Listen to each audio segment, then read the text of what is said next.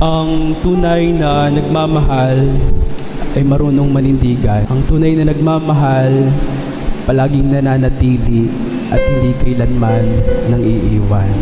Madali magsabi na mahal kita, ng I love you, pero ang mahirap kapag sa gawa, kapag sa pagkilos, kapag ito'y tapat ng patunayan at hanggang saan natin kayang ipakita yung ating pagmamahal sa Diyos at sa ating kapwa.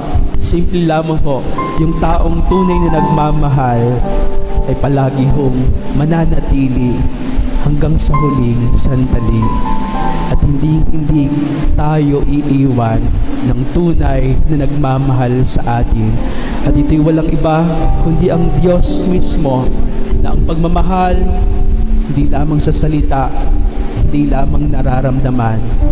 Ang tunay na pagmamahal pinapakita na ito'y totoo kapag tayo'y marunong manindigan at hindi kailanman nang iiwan. Ang taong marunong magmahal, kaya kanyang panindigan. Ang taong tunay na nagmamahal, mananatili hanggang sa huling sandali at kailanman hindi ka iiwan.